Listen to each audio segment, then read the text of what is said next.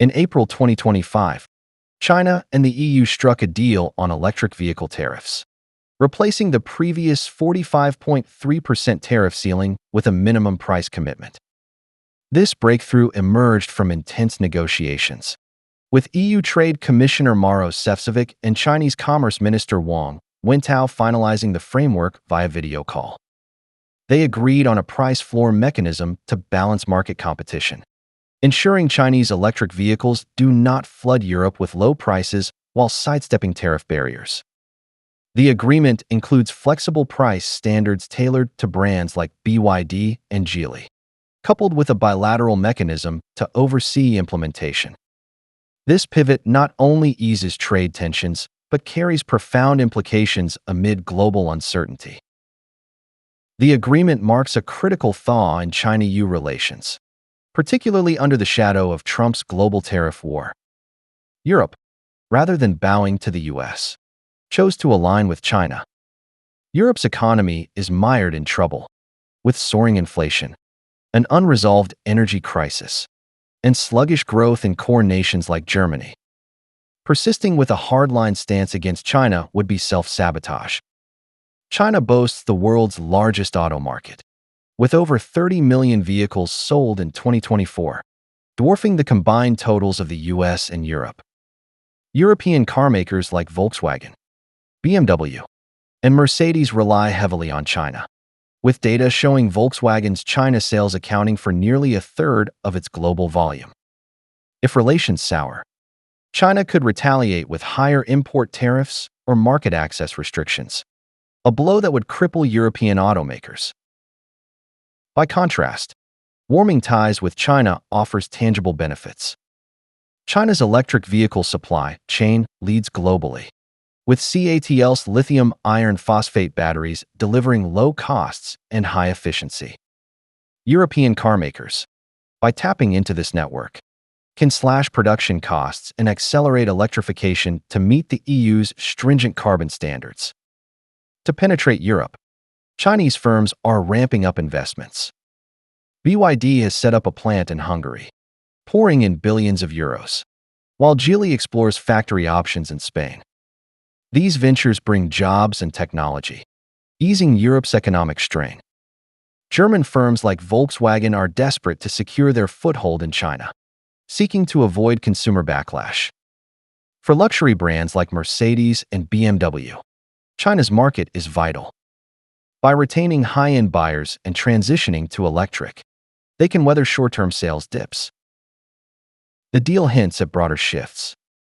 It could revive the long-stalled China-EU investment agreement, easing European firms' access to China's market, particularly in manufacturing and services, putting American companies at a disadvantage.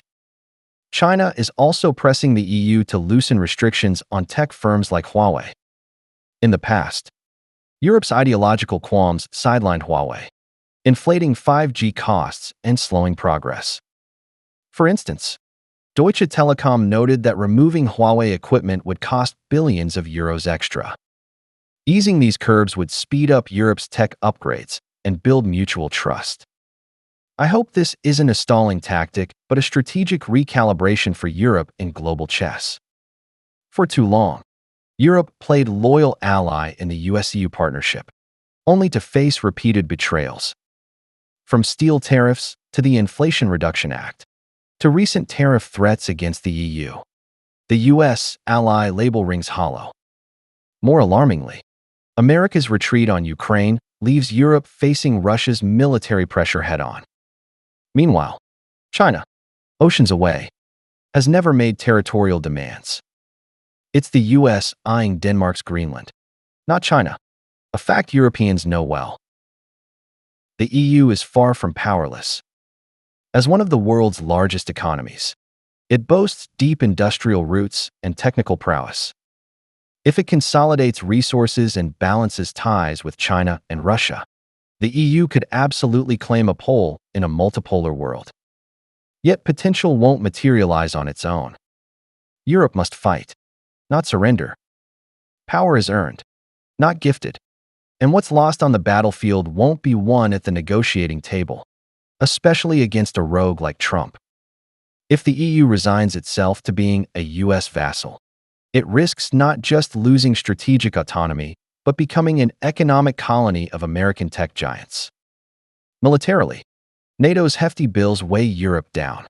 Diplomatically, America's flip-flopping humiliates its allies. Even Canada isn't spared.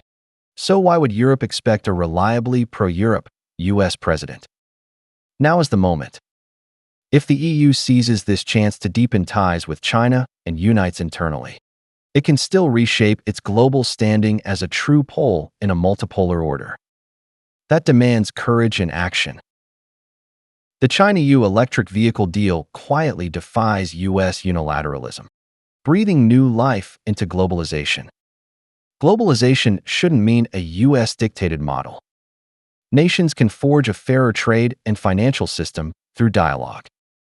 The dollar and SWIFT can persist, but new mechanisms like BRICS payments and currency swaps must gain traction to curb America's financial blackmail.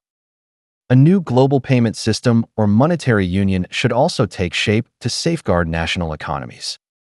History shows the US wielding sanctions and long-arm jurisdiction to bend others to its will. In 2018, sanctions on Iran cost European firms dearly, and the EU's Instex workaround collapsed under US pressure. Such failures prove no single nation can defy hegemony alone.